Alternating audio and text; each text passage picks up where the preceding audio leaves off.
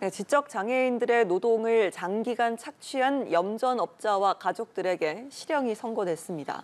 광주지법 목포지원은 사기 등의 혐의로 기소된 51살 A씨에게 징역 5년에 벌금 200만 원을, A씨의 아버지 B씨에게 징역 2년 4월을 선고하고 각각 법정 구속했습니다. 또 A씨의 어머니에게는 징역 1년을, 함께 기소된 2명에게는 벌금 300만 원과 무죄가 선고됐습니다. A씨 가족 등은 전남 신안에서 염전을 운영하며 7년여간 지적장애가 있는 근로자들의 임금을 가로채거나 명의를 도용해 3억 4천여만 원을 편취한 혐의로 기소됐습니다. 미국 정부가 국내 최대 규모 단일 염전인 전남 신안 태평 염전의 소금에 대해 강제 노동을 이유로 수입 차단 조치를 내린 걸로 확인됐습니다. 미 관세국경보호청은 지난 3일 홈페이지를 통해 태평 염전에 대한 인도 보류 명령을 발동했다면서 미국 입국 항구의 모든 직원이 태평 염전에서 생산된 천일염을 압수할 거라고 밝혔습니다. 관세국경보호청은 국제노동기구에서 규정한 강제노동 지표를 확인했다고 설명했습니다. 한국 제품이 강제노동 상품으로 규정돼 해외에서 수입 금지 조치를 당한 건 이번이 처음입니다. 미국 관세국경보호청이 한국 최대 염전 기업인 태평염전에서 생산하는 천일염 제품의 수입을 중단한 가운데 정부는 해당 조치 해제를 위해 필요한 조치를 신속하게 해나가겠다고 강조했습니다. 주무부처인 해양수산부는 현재 미국에 수출되는 태평염전 생산 천일염 제품은 모두 강제노동과 무관하다며 태평염전의 소금 수입 금지 조치에 대해 조속한 해제를 추진하겠다고 밝혔습니다.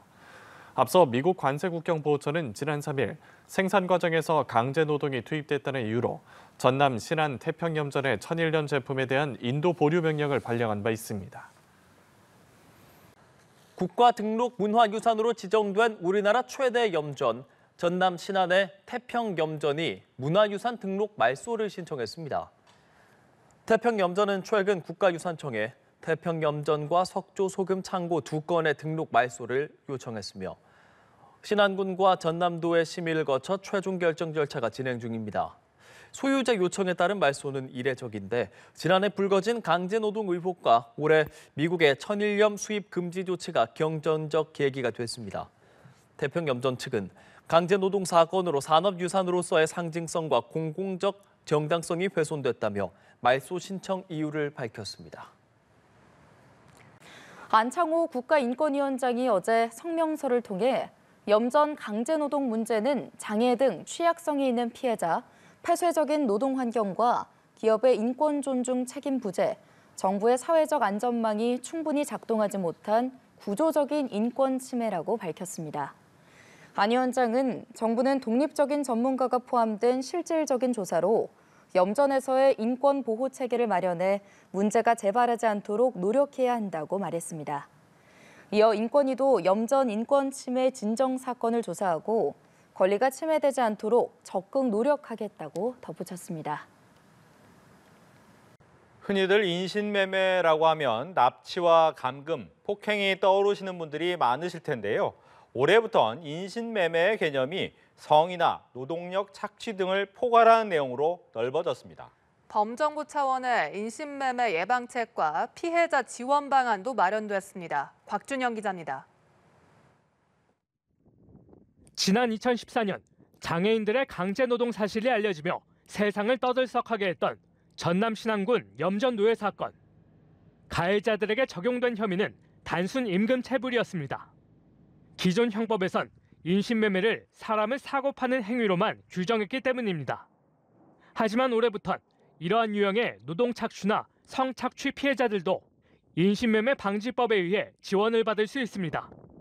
새 법은 성매매와 성적 착취, 노동력 착취 등을 목적으로 사람을 모집하거나 운송, 인계하는 행위 등을 인신매매로 규정합니다. 정부는 검사나 경찰, 출입국 관리 공무원 등이 현장에서 인신매매 여부를 파악할 수 있도록 구체적인 피해자 식별표도 마련했습니다. 가령 폭행과 협박으로 본인 의사에 반해 이동하거나 여권, 신분증 등을 소지하지 못하고 돌려달란 요구 역시 거절당한 경우 등입니다. 자신의 의사와 상관없이 성매매 업소 등으로 이동하거나 계약 조건이 없는 일을 강요당하는 사례 등도 인신매매에 포함됩니다.